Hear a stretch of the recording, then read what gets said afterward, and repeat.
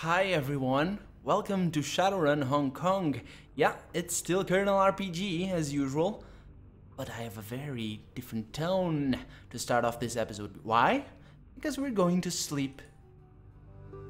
Night night, Sil. You awake with a start. What? What? Your limbs bound up in a sweaty tangle of linen? Bad shit. Okay, that was a scare for a moment. An incredible sorrow swells in your chest. You feel empty, half-starved and alone. Fragmentary memories of a half-remembered dream fleet through your mind. They're already fading away to nothing. Let's chase the memories. You close your eyes and concentrate, willing yourself to keep the dream from slipping away. Gradually, the memory comes back to you. The walled city. You were back in the walled city. You don't remember how you got there, but it couldn't have been any place else. Even the barrens weren't so squalid. You remember craning your neck to look above you. The buildings that made up this part of the walled city were new constructions, even cheaper than the old. Now their foundations had rotted out from under them, and the buildings leaned into one another like a gang of drunken men. A rain of plaster and asbestos sprinkled down, dusting your shoulders. You began to creep forward, picking your way past the piles of refuse and debris, past the pimps and the dusters, the dumpster fires, the broken glass and the dirty needles. The air reeked of rot and sewage and industrial waste, a disgusting melange that caught in your sinuses and crawled down your throat. You gagged on the stink, but it didn't slow you down. In the back of your mind, you knew that you had no reason to be doing this. There was nothing for you in the walled city. You shouldn't be there even. But the rest of you was hungry, unbearably, indescribably hungry. And that part of you knew that if you keep moving, you'd finally get to eat. As you forced your way deeper into the walled city, locals stood at the windows and stared. Inexplicably, some of them dropped to their knees as you kept moving.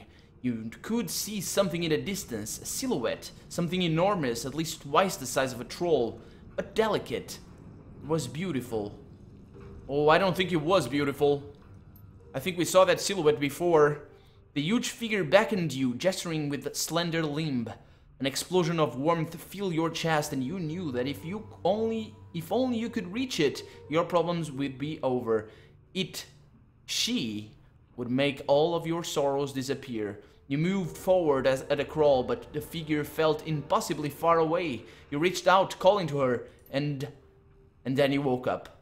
The empty feeling in your stomach slowly fades away, taking the strength and vibrance of the memories along with it. Oh boy, that was not a nice dream. Nope, not a nice dream. Whew. Okay guys, welcome. Well, this time welcome. I'm very happy that you chose to join me today. Yeah, I'm still Kernel RPG, but it was a weird start for an episode, if I'm honest. Let's see, should I go upstairs? Where's the ghoul, by the way? I could go and talk with these girls, but I don't think the ghoul is hanging over here. Nah, I wouldn't think he would. Maybe downstairs along with, whatever his name is? Don't know, but I kind of want to talk with him. Yeah, we still need to go to the mission computer. To claim the payment. Hi, Rector. How you doing? So, is the ghoul over here? Oh, do I need to open the door first? Oh, he is. Geichu. Hi. It's dark in here. The storage room that functions as Geichu's cabin is cramped, overheated mess. Piles of old cheap parts share space with tarnished cookware, flats of instant noodles, a collection of cast-off clothes, and reams of diagnostic manuals for obsolete computer hardware. To top it all off, there is barely any light whatsoever. All of the bulbs in this room are missing. Yeah, it doesn't like light, does he? Geichu is busily moving boxes around, apparently in an effort to carve out some personal space amid this junk that he shares his cabin with. As you enter, he cocks his head and turns around. Welcome to my sanctuary, Sil. I apologize for the lack of light, but as I did not need it, Gobet took the bulbs for use elsewhere. He puts down the box that he is in the process of moving and politely bows his head towards you. He's very nice. I mean, he's a ghoul, but he's nice. How can I be of assistance? So I just wanted to see how you were settling in. Oh, I live. I am among those who can make use of my services and who are not attempting to claim the bounty on my head. Is that not enough for now? Yeah, I guess. Any thoughts about the last run? Ah, what do you expect me to say? You have allowed me to leave, invited me into your home, or boat, if you prefer, and have given me the means to earn an income and use my particular set of talents. I am pleased with this. While I understand your desire to keep the Elders alive to preserve whatever good will exists between you and the One Poans, I worry that such softness sends the wrong message to those in the underworld. There is a time for truth, but there is also a time for sending a message. Well, you sure seem to be a very big fan of sending messages.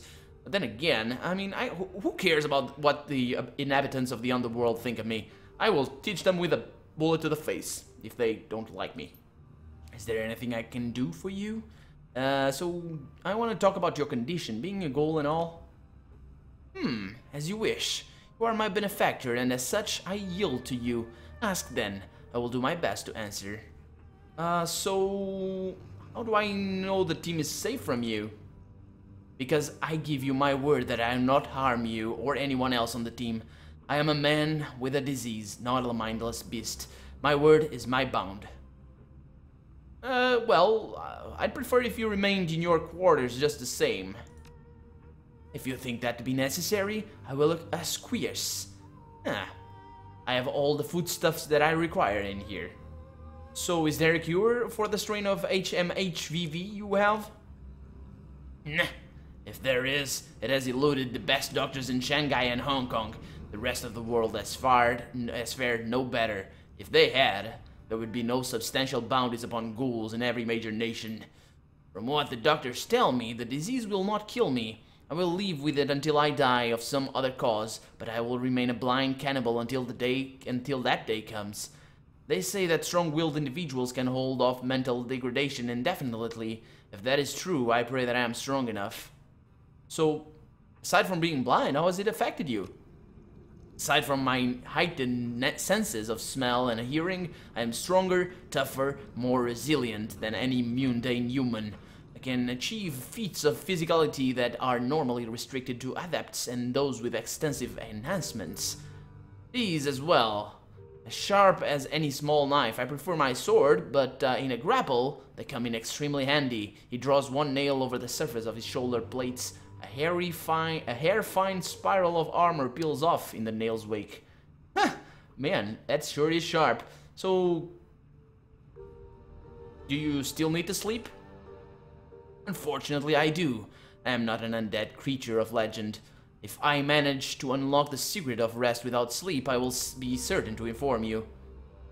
Well, I thought ghouls were an animalistic... Oh, actually, let's go with this one. It seems like your condition has stabilized. For now, it has. It will not suddenly become a ravenous... I will not suddenly become a ravenous beast lurking in the hold of your ship. At least, no more so than I already am. So, why did you pick the name Gaicho anyway? It was given to me. This is what the Japanese call ghouls for the most part. I am vermin, a thing shunned by polite society, to be hunted and slain for a bounty. My old life is gone. It seemed as apt a name for the streets as any other that I could choose. Usually Shadowrunners pick something more impressive. Once I establish myself as a Shadowrunner of quality, my name will become impressive. Until then, I am unconcerned with what common people think of it. Well, that's a nice attitude to have. Your armor is heavier than what most Shadowrunners wear, and more distinctive too. That is correct. It is the armor worn by elite soldiers of Renraku corporate military, the Red Samurai. What is the Red Samurai? The Renraku military's Special Operation Division, the most elite that the corporation has to offer, on par with Ares Firewatch or Tier Time Gear's Ghosts. Yeah, Red Samurai are world-class soldiers, assigned to only the most difficult and important missions. So, how'd you manage to steal a suit or a piece of their armor? I did not steal it. It is mine. So you were a Red Samurai? Indeed. For the entirety of my adult life, I was a member of the Renraku military, especially the Red Samurai. That changed relatively recently. I feel the reasons are abundantly clear. Yeah, hence I still possess my armor, my sword, my training. They have served me well in both my previous life and this one. So, how did you end up in Hong Kong? I was searching for a cure. I needed a place where I could disappear into the shadows, find work, and evade capture if a cure did not materialize. The Yamato Act meant that it was even more dangerous to be in Japan than anywhere else. I went to China, primarily because I still hoped to be able to run home. It felt less final if I fled to somewhere nearby. I went first to Shanghai, but Renraku's presence there is significantly more robust than in Hong Kong. I learned that my previous unit had not stopped hunting me after I left Japan, so I decided to move further afield, hence Hong Kong. Where else can anybody arrive and disappear without the city carrying one whit? Well, Seattle comes to mind. Oh, if Renraku were not building that towering arcology to dominate the skyline, I would agree with you, since it clearly has that kind of influence in the city. It seemed unwise to make my residence there. Besides, I have always liked Hong Kong. It has more character than the UCAS. Since arriving here, I've drifted between neighborhoods, selling my services to those who are unafraid of my appearance and condition. It has not been as profitable as I'd hoped. Oh, so did you grow up in a corporation? Yes, in Keihanshin, the Kyoko-Osaka Kobe sprawl. It is less populated than Neo-Tokyo, but not by much. I grew up in East Kobe, where my father was posted in Renraku complex. A young man, obviously Geichu, always showing me something, leans against a railing with overlooks of sprawling harbor complex of skyscrapers and cranes. His school uniform is ripped, and the beginning of a black eye are forming. Abrasions cover his knuckles and blood dots his pants. Despite this, he's grinning like he's just won the lottery. Vibrant, fierce. Man, you look a little bit up. Ah, that must have been on Mont Maya, if I remember right. I gave better than I got in that fight. 3 against 1, but they were out of shape and cocky.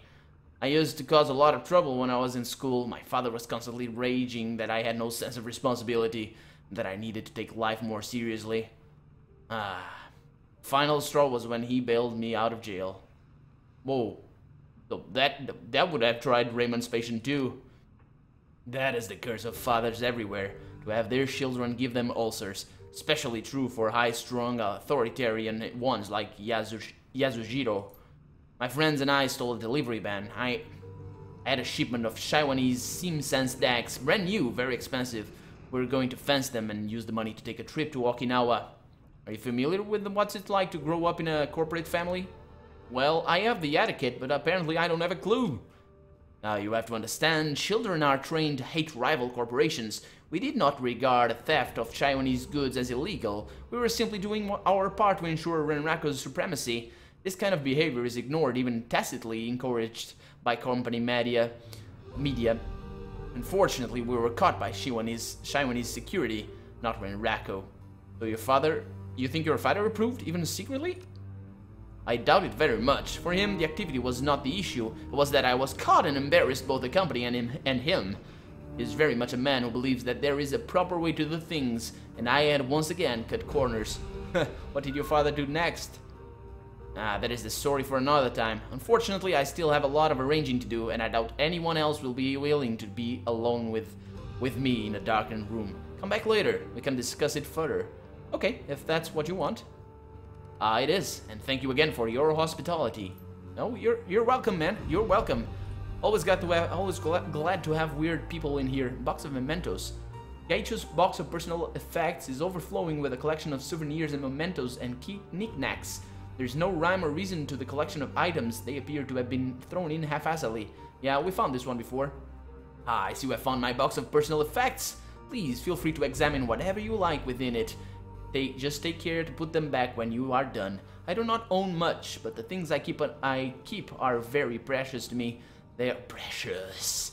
They are all that remains of my former life. So we have this wooden mask. What is for? The wooden mask is extremely light. It's been painted a pale white and the surface is almost as smooth as porcelain. You have seen this one before. The expression, while kindly, is ambiguous and uncanny. Viewed from above, the expression is one of calm contentment. Shifting the mask to view it at an upward angle causes the expression to seem melancholy, almost pained. What is this wooden mask, Gaichu? Oh, it is a mask from the historical No play, Ikuta Atsumori. The face is that of a young samurai, Taira no Atsumori. I had a collection of a dozen or so No masks when I was younger. It is the last remaining one and my personal favorite. What's the difference between a normal play and a No? No actors wear those masks to cover their faces. The angle they hold themselves at changes the expression on the mask, so the acting is highly rigid and controlled. The entire performance is highly ritualized. There is no measure of improvisation allowed, only refinement of the prescribed form. The words are sung like in a Western opera and accompanied by a set of musicians known as the Hayashi. The Hayashi keeps time with several drums, a flute, and a chorus in the Greek theatrical sense, I mean. Unfortunately, No is an unpopular art in modern times. I expect this is because all of the plays are conducted in classical Japanese, which is not comprehensible to the general public. I've heard that the creators of No, father and son in the 14th century, took inspiration from magical rituals of Shinto shrines. It is said that by placing masks upon their face, the actors become possessed by the spirit of the character they play. There are worse fates, I think, than to embody the spirit of a tragic warrior like Atsumori. So what's the play about? A young man travels with a priest who raised him to Ikuta Shrine to commune with the spirit of his father, Taira no Atsumori. The young man's father died at the Battle of Ichinotani, where the son was only a baby, and he wishes to know who his father was. The pair stay the night in a small hut. In the night, the hermit in the hut explains that he is the ghost of Atsumori. Atsumori has been granted a brief reprieve from his time in the afterlife to meet his son. During the night, they speak of the battle in which Atsumori was killed, the history of the Taira family, and their philosophy. Atsumori fades into the darkness as he finishes the tale of the Taira's downfall, just as the family itself faded into obscurity. So think we, yet ho, that we might change this fragile dream of joy into the lasting love of waking life, says Atsumori before fading. It is a tale of sorrow, love, and the burden of war upon the dead and living alike. The price one pays for war is not always in one's own blood alone, but in the shattering of one's own family. Yeah, I guess still can relate to that in a way. I mean, and our friend back there as well. So why is it our favorite? Measure of civic pride, I suppose, and I like the story. Taira no Atsumori died at the Battle of Ichinotani just outside Kobe. The play takes place primarily at Ikuta Shrine, which is located in downtown Kobe. In old cities in Japan, especially in Keihanshin, I have always felt there is a sense of history wherever one looks. The skyline may have skyscrapers and delivery drones, but the foundations are laid on the bones of the dead. I think it is important to remember the sacrifices and joys, sorrows and glories. Oh boy. This is why sometimes I worry that I am a sentimentalist at heart. Yeah, I think you are, man. I think you are.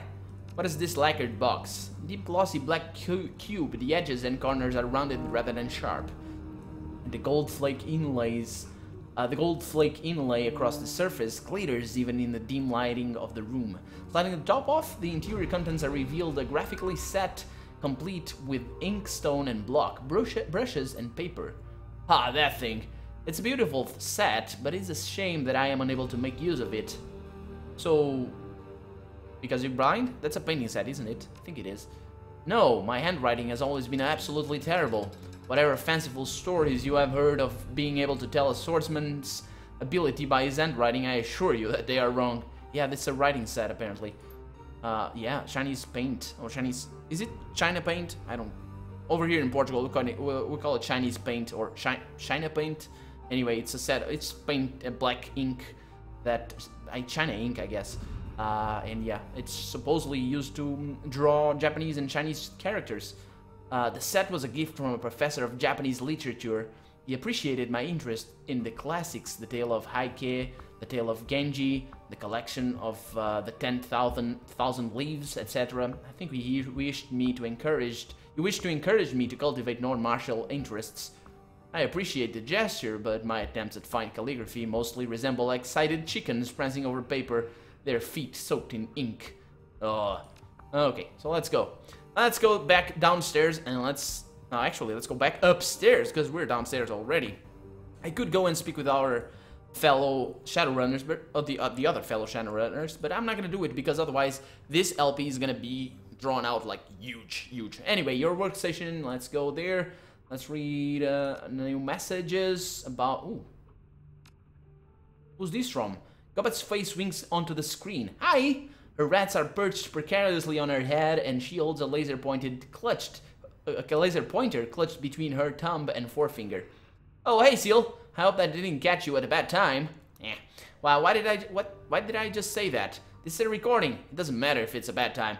Well, anyway, I was thinking about that talk that we had, you know, the dream talk about the nightmares and stuff. Yeah, I've got a friend here in town. She runs a parlor of 5 faces. Sort of a local magic shop and talismonger. Name's Crafty. Anyway, she's smart, really smart. Her mom was sort of a local authority on all things magical, and the apple doesn't fall far from the tree, if you know. So if you wanted to ask anyone in town about these dreams, she'd be the right one to choose. She taps a button on the laser pointer with her thumb, and the little red dot in the tip goes dark. The rat immediately tackle one another, rolling off her head and falling out of sight. Anyway, I just thought it might help, and if you're already being talking to Crafty, please disregard this message. Alright, I'm out. Peace. Thank you, Gobbet. What, attending a party? Let's go party. See, this is from Kindly Shang. Seal, I need you to come to the parlor. A friend and a business partner of mine named Dr. Shenyang has need of your services. Something about attending a fancy party in Repulsive Bay. Repulse Bay, not Repulsive Bay. That was, yeah, I don't know. I don't know if it's real. Maybe it's Repulsive. I haven't been there before. But anyway, he was willing to give me the details. Unwilling to give me the details. I think he wanted to size you up himself. Okay, so let's go. I guess we know what we should do next episode. This is from Isabel. About Raymond's history. Duncan asked me to do some digging on my own into Raymond's history. I guess he doesn't trust Kindly Shank to give him the full story. I can't say I blame him, since she'd hide things from us if it was in her best interest to do so. So I've been poking around various corners of the Matrix, trying to dig up what I can.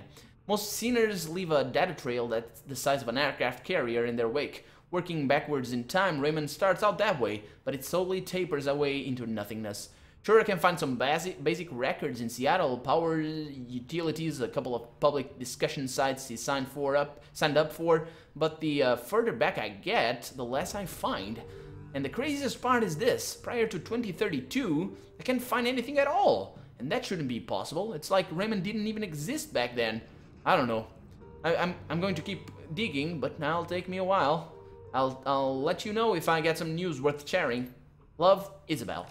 She didn't. I added the love part, but anyway. Let's go access the Shadowrun BBS. No, let's not go there for now. Let's access our jobs directory. So claim payment. Let's go there. You submit the job as finished and wait response. A few seconds later, a message pops out into the screen. So this is from Kindly Shang. The One Poems tell me that they have ousted all of their councils of elders. Something to do with you exposing their efforts to cover up their own mess. It isn't the resolution I expected, but I think it's acceptable. If there's one thing I don't trust, it's people who won't pay what they owe. Thankfully, the One Poems are more reliable than Nyiki and her allies, and so am I. Your payment is attached. Thank you. So, where is it? Yeah, we still need to level up. Oh my, what? Where is it? Was that all? Was that all? Oh, okay. Let's view all pending jobs and see what is going on in here. So, artifact liberation, attending a party. I think we're gonna do not that. Let's go artifact liberation next episode. But yeah, I'm still gonna speak with the guy before we do this quest. Welcome to the Shadow Seal. I've received a request from an archaeologist named Mr. Drake. He's interested in liberating certain artifacts from beneath a manor house located in Taipo. I've attached a copy of the video message that he sent me. The screen flickers for a few times and hello, Madam Sheng. I've heard that you were yeah, let's go with that voice. Hello, Madam Sheng. I've heard that you are a woman who knows how to get things done, especially with regards to things that aren't legal in the stricter sense. Well, that's exactly the kind of help I'm looking for. Recently, a rich investor by the name of Liu Hua decided to expand his manor house on the outskirts of Taipo. Too much money, not enough space for fancy parties. He hit a snag with local government officials, however. They suspected the land his estate was built on may have pre-modern archaeological artifacts buried underneath, all of them dating from the Song dynasty. Consequently, I was contracted as an archaeologist to oversee the excavations and ensure everything was properly recorded and catalogued. Sure enough, we were only a few days into the excavation when we discovered a series of tombs lying beneath the site. The scope of the tombs were far beyond anything Liu or I had expected. Several acres of catacombs at least, and untouched relics throughout. What's more, they're certainly older than the Song dynasty. They may even be from the previous cycle of magic. Before I could make my report to the Free Enterprise Zone authorities, however, Liu called in his allies in Tantian Incorporated. Liu sold the entire site to Tantian, who then leased it back to him, because Tantian is considered to have extraterritorial in Hong Kong. Extraterritoriality in Hong Kong. Local authorities were powerless to stop Liu from looting the tombs. He immediately began building a museum, if you can call it that, atop the site. He had the gall to call in the museum the Emperor's Tomb. Can you believe that? The odds of there being an actual emperor buried there are basically nil. But he doesn't even care. Anything to sell a few tickets. Liu has continued his excavation using Tantian contractors to expand the dig. What he didn't know is that I bugged his comlink before he fired me. Haha! Based on what I've heard, something strange is going on in the lower levels. Workers have been disappearing only to be found dead several days later. Whatever is down there is too dangerous to be left in Liu's hand. Well, Liu must have found a data line tap, though. I stopped receiving any information 3 days ago. Last thing I heard him talk about were a pair of ancient texts that workers had discovered. Then he issued an order that further excavations should be halted until he can secure the subterranean areas. I'm betting those texts are the cause of whatever's killing the workers. I have quite a bit of experience with this kind of dangerous excavations, but an operation of this scale is beyond me. I need a team that is tough enough to get in and survive, aren't afraid of making a mess, and who can get out with the books and whatever else they can carry. Beyond the 2 texts, I'm willing to pay very well for whatever other artifacts your team can liberate. The more valuable, the better. Don't worry, they'll be going to actual museums, not some rich boy playing his boy's mansion. I've got a second program in place that'll suppress Leo's security system. The team will have to be careful, though. There are only so many alarms I can suppress. Go beyond that number and I'll screw up the mission. You hear me? I've included a catalog of likely items to help the team appraise the most valuable ones. They don't need to be so subtle. In fact, I prefer they make it look like a common robbery. Tell them to smash and grab whatever they can. Let me know when you find a suitable group of Shadowrunners. There you have it, a nice and simple robbery. So this is Hanli Sheng again, I think. Do you think you can handle something that basic, dear? I have faith in you. Let me know when you're ready to proceed. I'll contact Mr. Drake when you're on your way. Yeah, let's take the run. So, excellent. Have attached the directions to Liu's estate to this message. Good luck, and don't fuck it up. Well, I guess we have a new mission for next episode. But first, we're still gonna check on the Mahjong parlor and see. We got a couple of objectives. Yeah, I need to go there. Meet kindly... What? Wait. Yeah, that's our objective right now. That is our objective. But I'm gonna cut the episode right here. I'm Colonel RPG and this has been Shadowrun Hong Kong. I really hope you've enjoyed it. And if you did, go ahead and leave a comment, like the video, but above all, thank you so much for watching. And I'll see you next episode. Bye bye!